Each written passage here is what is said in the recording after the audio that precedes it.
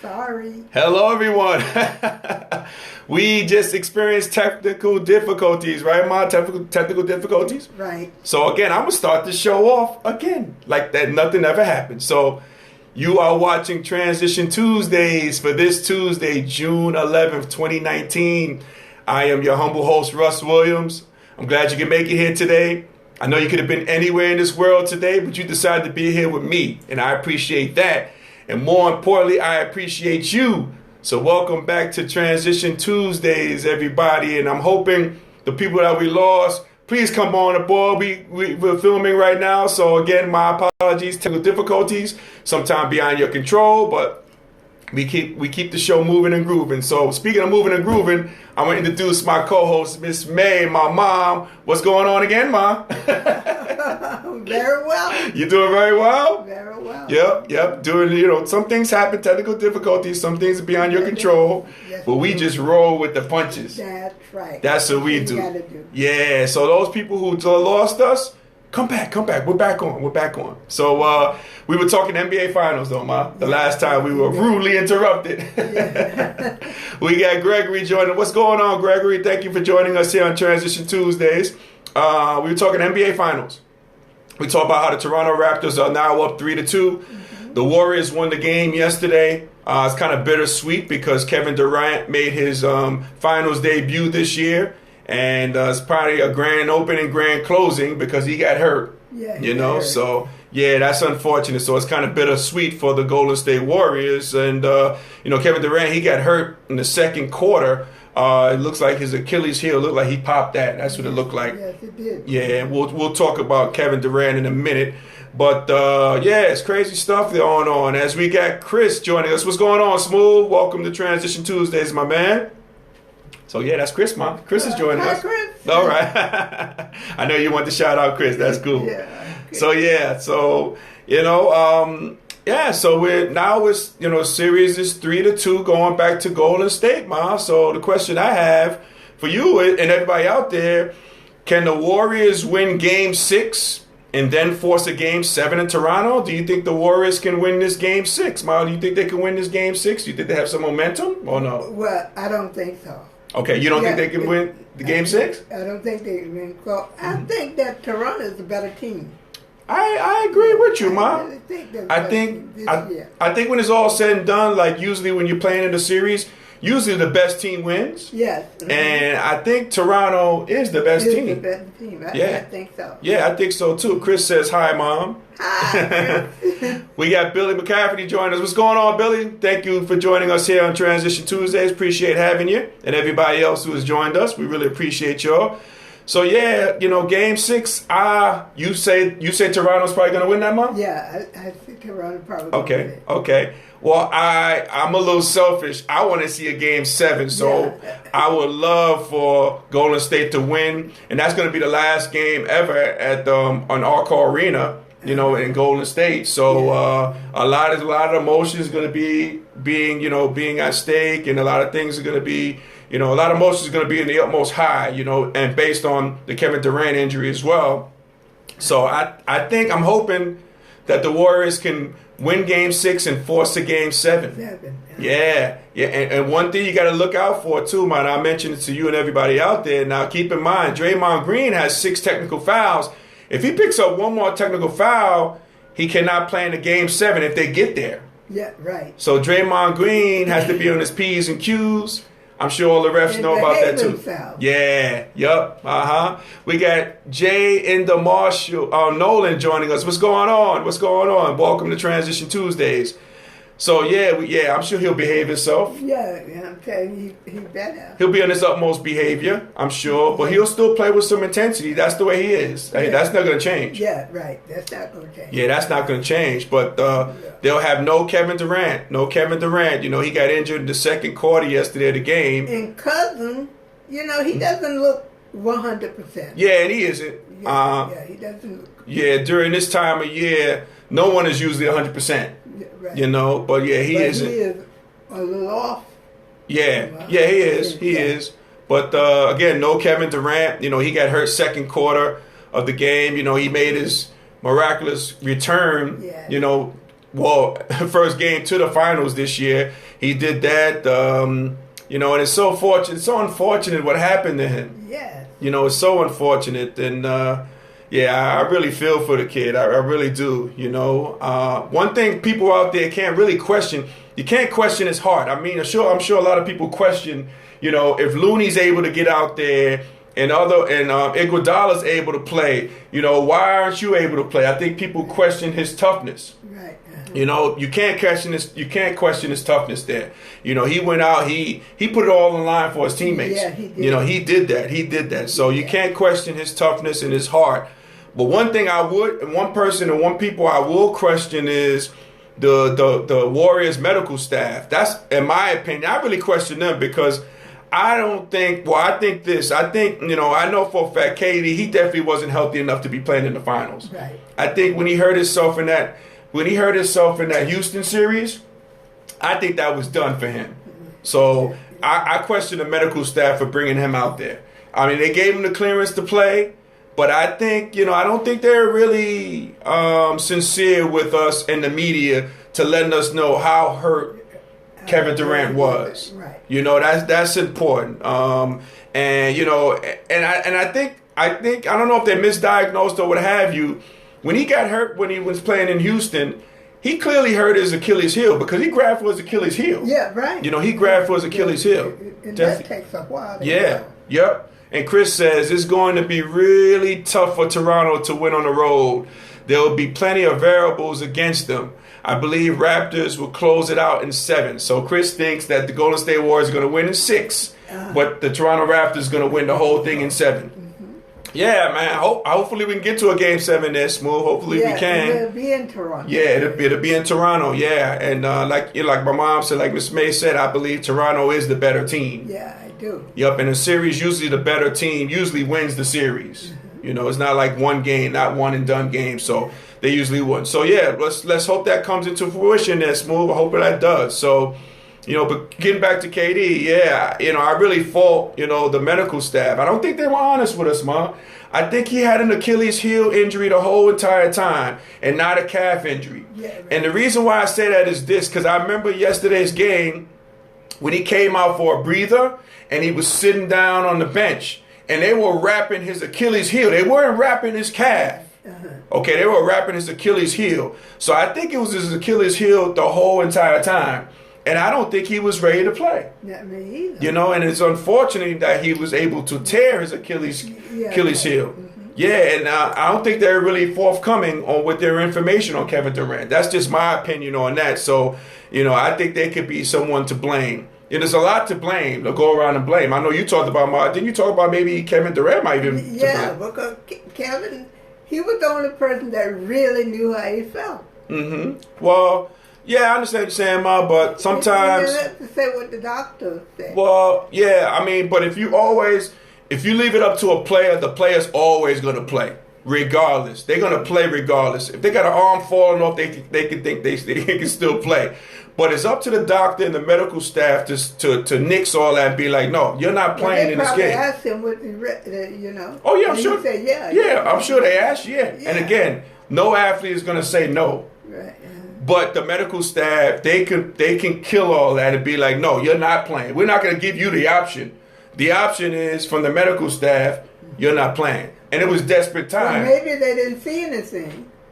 Well, I don't know. I mean, they diagnosed him. He was in the clear. They didn't see anything, but on the other hand, he might have felt something. Yeah. Yeah, and he still wanted to go. Yeah, I don't know. Yeah. But I don't think he was right. We got Dave Snedeker joining us. What's going on, Dave? So yeah, it's you know, a lot of blame to go around, you know. So like, who do you guys think is to blame? And Dave says, hey Russ, I love that you are doing this with your mom. Now I appreciate that, Dave. Yes, yep, I get a kick out of it. My mom, hopefully you get a kick out of it, having a time. Yep, have a good time. Yep, and Dave is joining us all the way from California. Oh, hi. All the way from California. Yeah. So now we get a kick out of it. So there, we enjoy doing what we do. So yeah. But I want to get everybody else, you know, viewpoint on who they, you know, because again, the blame game is going to go about. So like, who do you blame for the injury to Kevin Durant? I blame the medical staff. I mean, you can blame the higher up brass. I mean, you saw the basketball operations. He was distraught because he felt like he maybe had a hand in this, you know. I know a lot could go to blame, you know, because again, if you leave it up to any former athletes out there or current athletes up there, if you leave it up to you to play, you're going to play. We know that. You're going to play. But the medical staff can always just say, no, you're not playing because you're not healthy enough. And I think that's happened here. You going to say, Mom? No. No? Okay. All right. So, yeah, I'm just, you know, the name game can be, you know, tossed around to a lot of people. And, you know, I have a newfound respect for Kevin Durant, KD, because, again, he put his body on the line. Yes, he put his body on the line for his teammates. He put his body on the line for the organization, the Golden State Warriors organization. He also put his body on the line for his legacy. Yeah. He did all of those things last night. So I got a newfound respect for Kevin Durant. That's true. Yep. And Chris says, unfortunately, the situation of Golden State being down 3-1 influenced KD wanting to return prematurely. I believe if they were up in the series, he would not have played. I agree with you, Smooth, too, man. I agree with you. Absolutely, 100%. If they were up 3-0, you wouldn't see Kevin Durant return. Right. You wouldn't see it. That's right. Yep. Maybe they got a little desperate. You know what I mean? And maybe they got desperate. Yeah, maybe Kevin Durant listened to the noise. You know what I mean? There's all the naysayers saying like, oh, you know, this guy Looney's coming back and this guy's coming back. Why don't you come back? What's your deal? You know, and a lot of times that can get into your mental psyche. Like, yeah, man, I'm gonna show you guys how tough I am. I'm gonna play. You know, whereas if you look in the past with Kawhi Leonard, now when he played with the Spurs, you know, he got hurt and his medical staff wanted to rush him back. Right. Now, but he was like, no, I'm not ready. You guys say I'm ready, but I'm not ready. And he didn't play. He didn't return. Yeah, so, you know, he didn't listen to the noise. He was like, forget all that. I'm not playing. I'm not ready to play. So maybe Kevin Durant listened to the noise, you know. I don't know. That's why I say Kevin he could have been at fault. Yeah. Yep. Yeah. But just keep in mind, again, all the athletes out there, former athletes, if it's up to you to play, you know you're going to play. You know you're going to play. So John says, hello, guys. Good to see you both. I also blame the medical staff.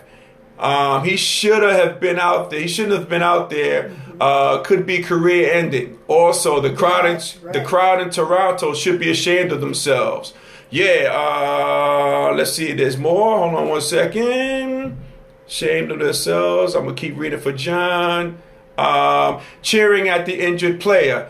I was cheering for the Raptors until then. I was hoping for the upset. Go Golden State. Yeah, you know, that brings us to another situation too, Ma, how they were cheering, you know, when he got hurt. And we got Christine Lord joining us. What's going on, Chris? Welcome to Transition Tuesdays.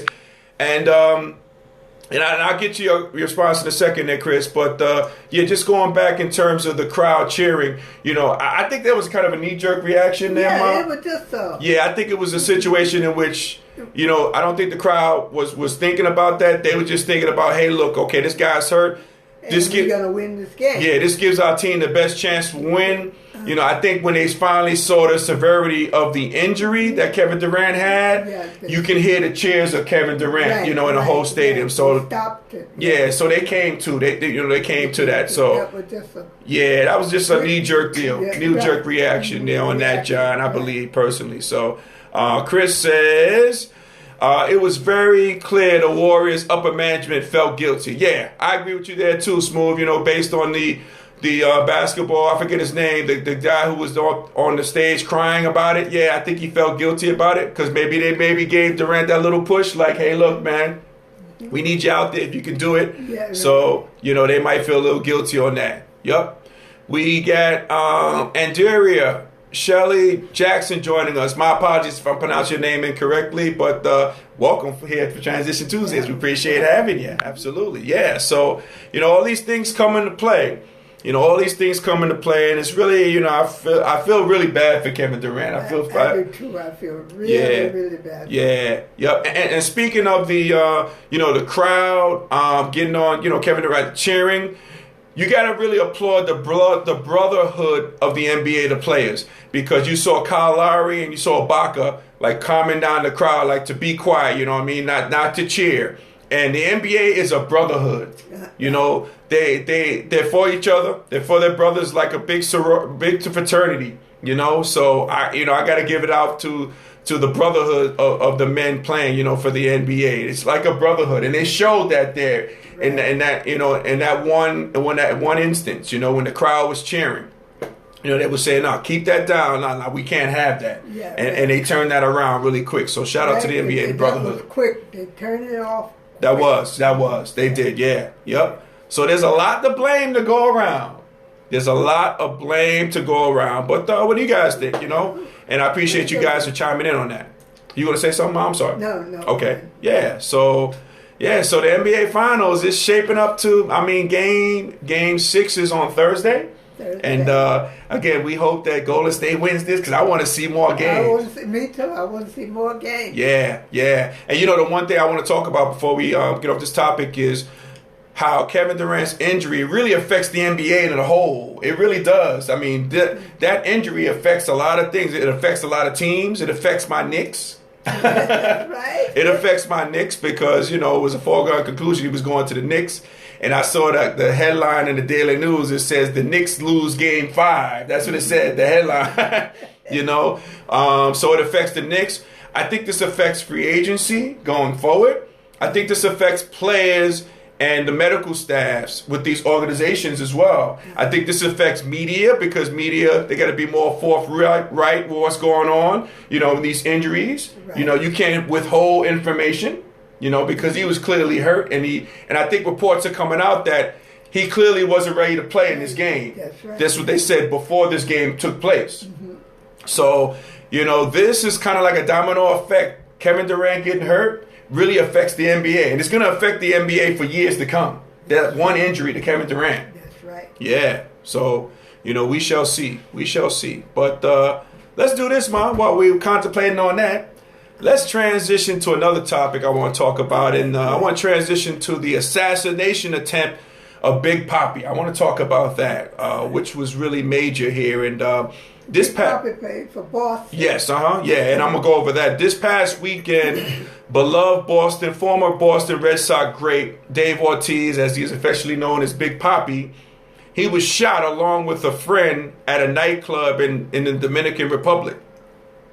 Big Papi was shot in the back, and a bullet went through his stomach. Yeah, and he had surgery in the DR where he suffered.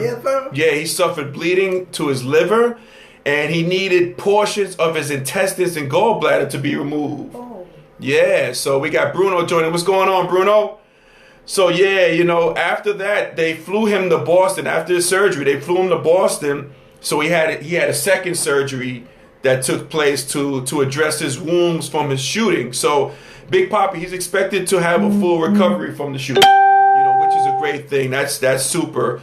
And one suspect is in custody, and investigators are looking for at least one other man in connection with the shooting last Saturday. So all this is going on, and you know, it's really weird, Ma, and everybody out there, is because, you know, why did this take place? This was clearly an assassination, I think, because number one, when he got shot, like, he wasn't robbed.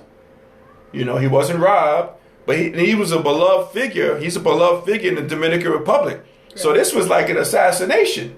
So I just want to know, like, why did this take place? Oh, right. Maybe they were planning to rob him. I don't know. I mean, because when they shot him in the back, you can see in the video, they shot him and then they tried to take off. The guy tried to take off on a motorcycle. He fell. And then you saw the patrons of the club proceeded to beat him down. They beat him down. They took it in on their, you know, on their own cognizance to beat him down. And that's what they did. They beat him down. They beat him down so bad that when he went to the hospital, they was trying to interrogate him. He couldn't really answer because he couldn't speak because, you know, he was beat down that much, you know. And still there's another person out there, you know, who might be involved with this assassination on Big Papi. So yeah, this is really, it was disturbing watching that. You know, it was definitely disturbing watching that because you always wonder why. A guy like a beloved figure, a guy who's done so much for his community in the Dominican Republic. Right. Uh-huh. Yeah. Why would this take place? You know, why does this happen? You know, it's really disturbing. It's really disturbing. Was he visiting over there, or he was living there? I think he was visiting because he does Major League Baseball. I know he's on the broadcast. Uh-huh. He does that. So yeah, he does well. So yeah, I don't think he had any enemies, anything like that. But the way, you know, the way it went down, the situation, it looked like an assassination attempt. And thank God they didn't have like a Glock millimeter gun. Looked like they just had a handgun. You know, and I think that saved him. You know, because he was shot at close range. You know, if it was another type of gun, you know, it could have probably been fatal. Yeah. Who we got here? We got Jeanette joining us. What's going on, Jeanette? Welcome to Transition Tuesdays from the D. Jeanette. So yeah, it's really mind-boggling. You know, why did this take place? Because this was clearly an assassination attempt. You know, it wasn't a robbery. I don't think. You know, because they didn't take anything. They just shot and he tried to get out of there. Yeah. So it's really, man, it's really mind-boggling. It was disturbing watching that too. Yeah, I don't know. Was it disturbing? Did you get a chance to see the video, Ma? Did you see the video on it at all? Okay. Yeah, it's really disturbing. You know, it's like people are sitting down, you know, having a good time. Next thing you know, this guy comes in and he shoots him clearly in the back. And he tries to escape. You know, why did he try to do that is really, really puzzling. You know, it's really puzzling on that. I don't know. He had some nerve to shoot a famous person like that. Yeah.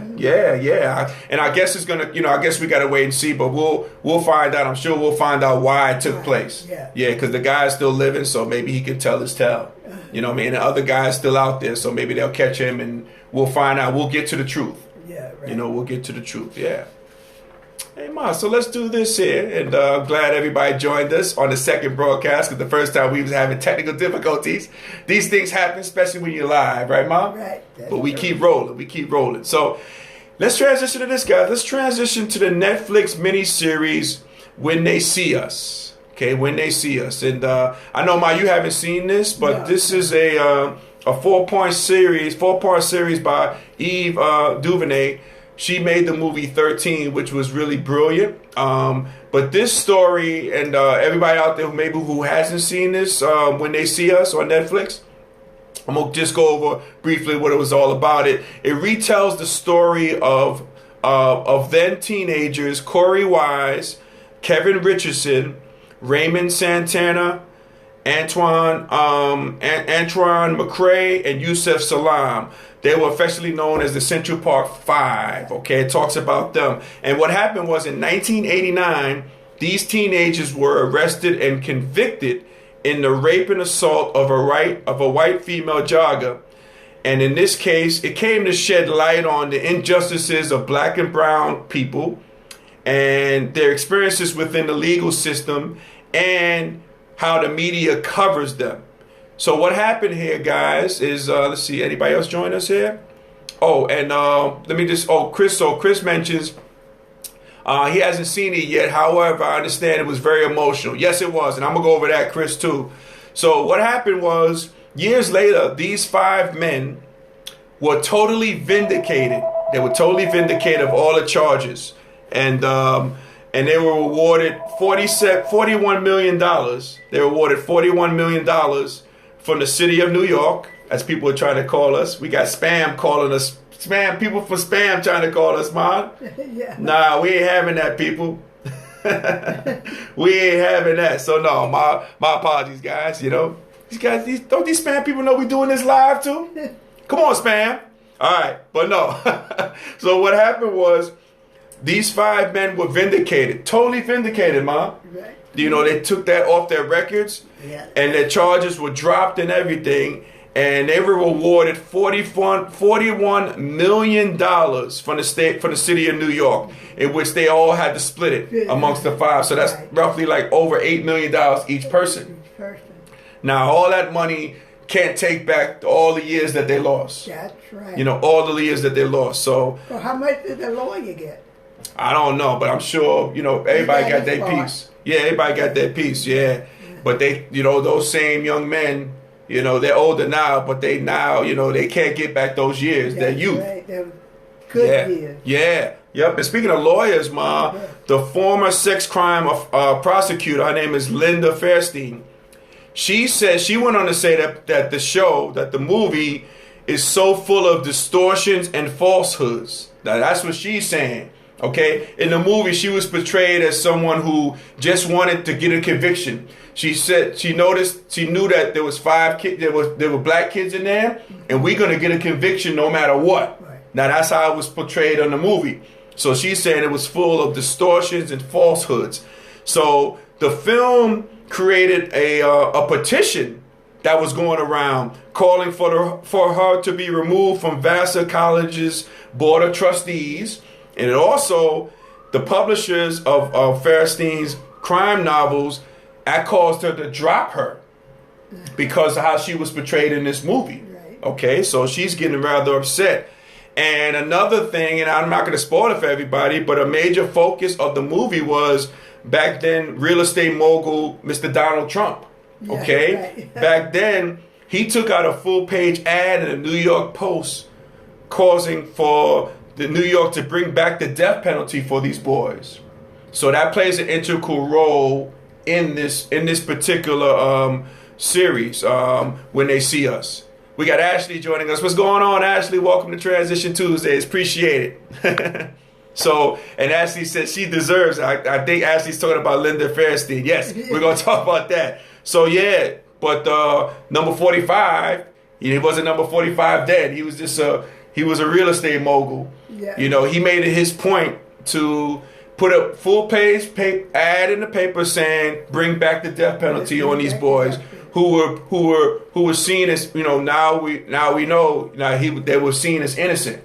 So, you know, if it was up to him, these kids would have been dead. That's right. Innocent boys would have been dead. You know, so. Yeah, so Ashley says they all need to go to jail.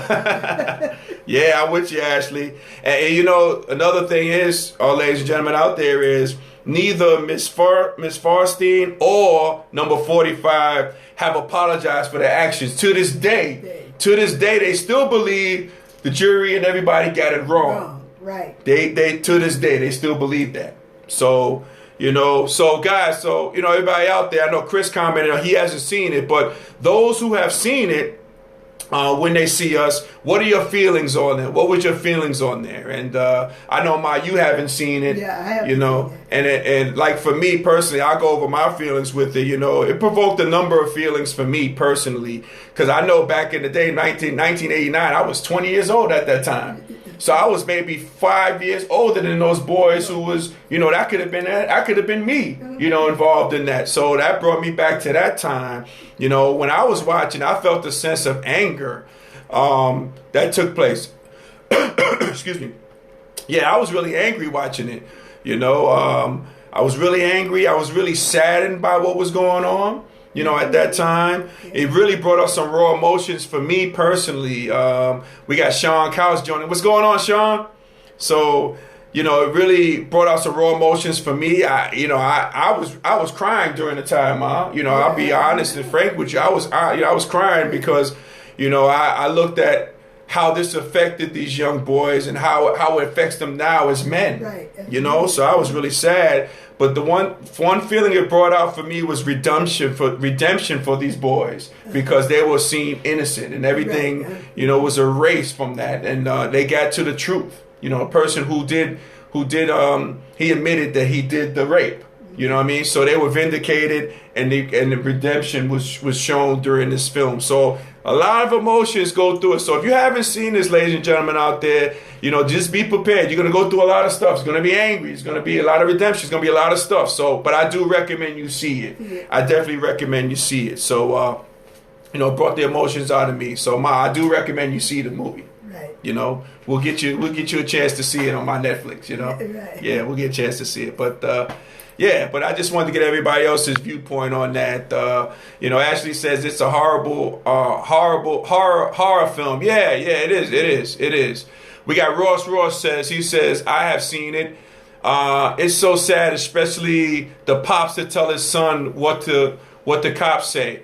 Yeah, you know what, Ross? You make a good point. So what happened, guys, in the movies? What happened in the movie was one of the kids, for Antoine Richardson.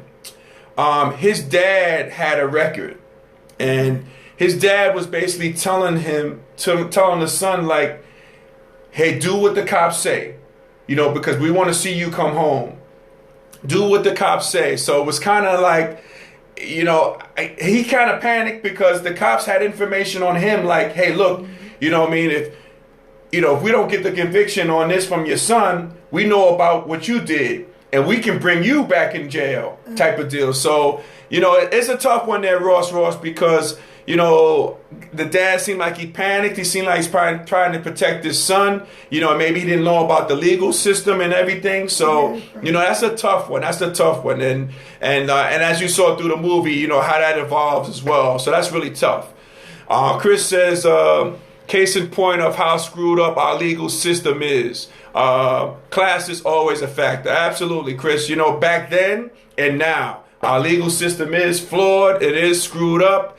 And it has a lot of flaws in it. And to this day, it has a lot of flaws. Yeah. And, and there's people in the system now who didn't commit a crime that might be on death row. Right. It might be executed coming up. And it would be totally innocent. And Chris says it's so important to know your rights. Absolutely, yeah. And the thing about this story here, Ma, and everybody out there is, these kids didn't know their rights. They were being interrogated without a parent being there, without a lawyer being there. Yeah, they were kids. They didn't know their rights. That's right. They didn't know their rights. Like, hey, look, don't say a word until I have my lawyer present. They didn't know their rights. So that's why it's so important to know your rights. Yeah, good point there, Smooth. Absolutely, to know your rights. So, I do recommend everybody seeing this film. I think it'll change your viewpoint on how you see things back then.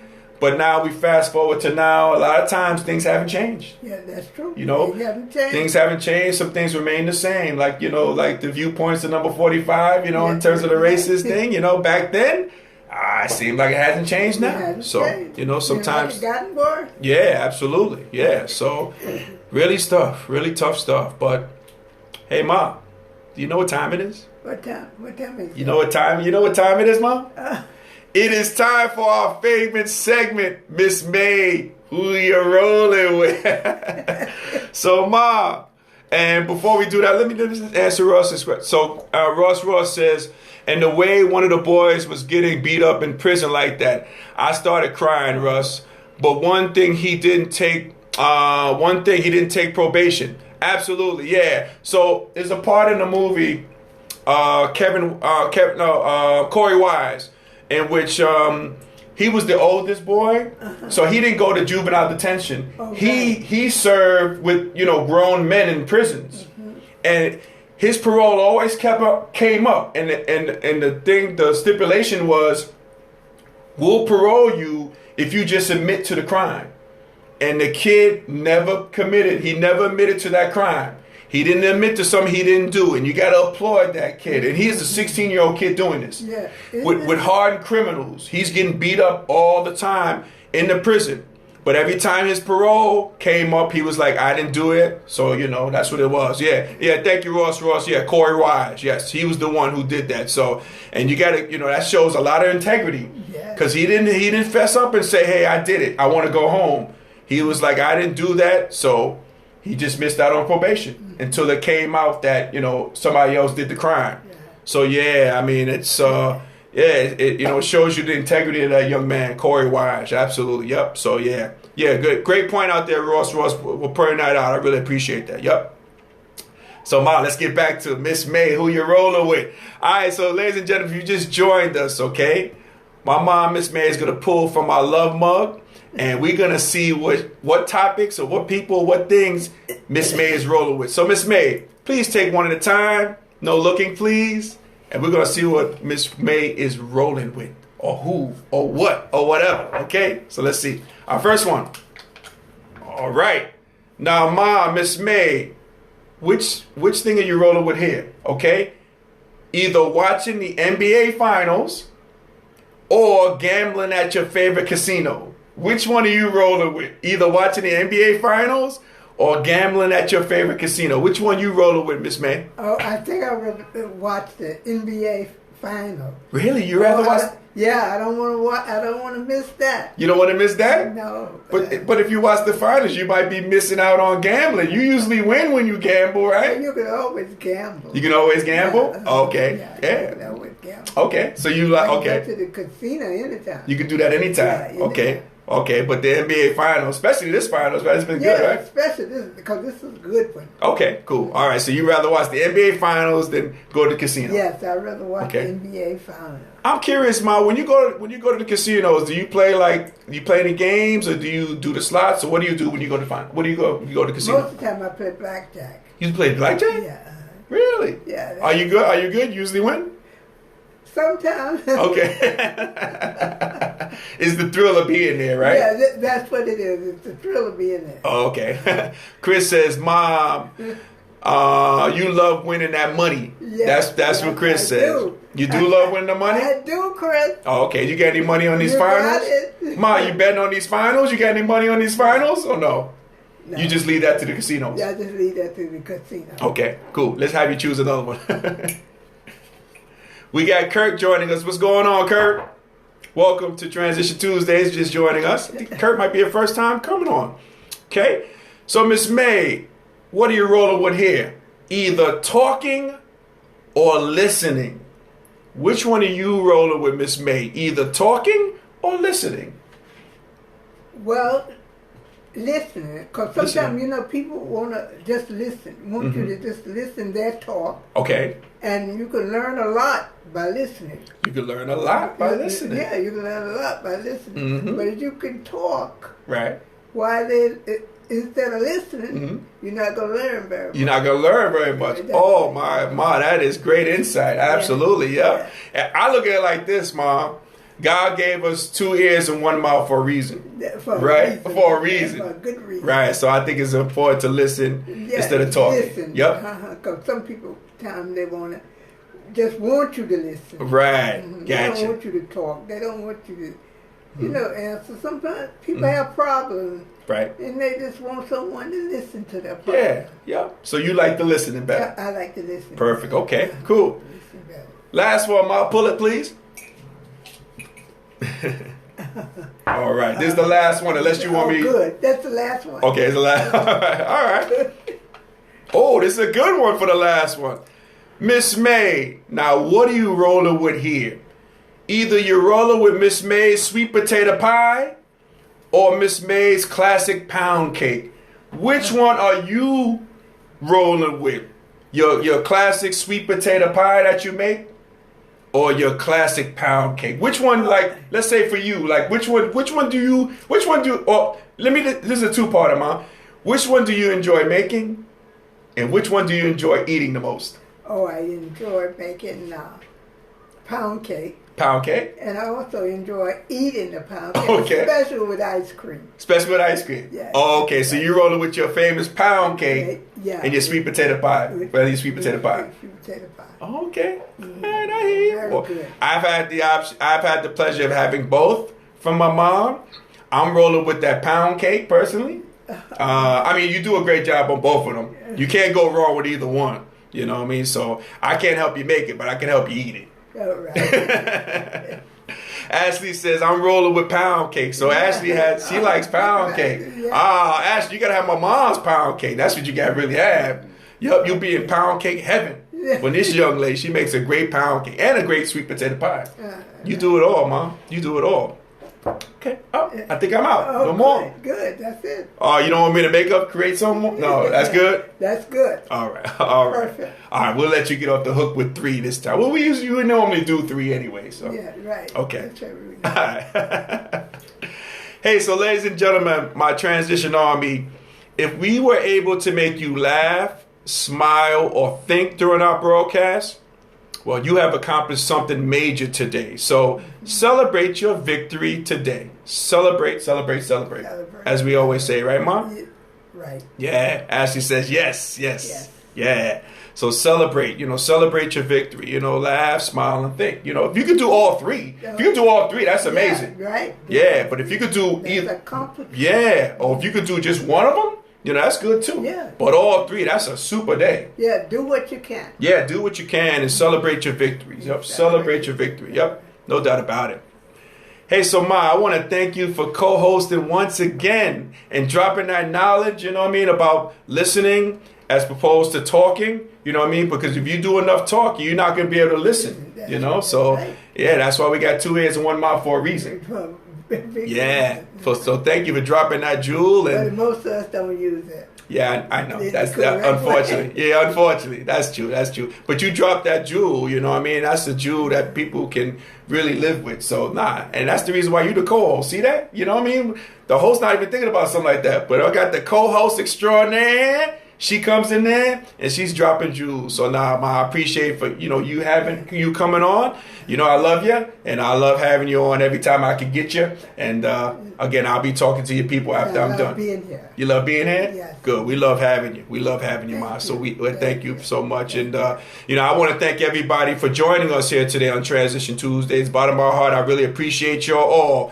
Everybody for tuning in. We really appreciate you guys and doing this. It's such a blessing and a privilege for me to do this, come to you each week. So I thank you from the bottom of my heart. So as we say in parting, ladies and gentlemen, happy transitioning. And we'll talk to you soon. Take care, everybody.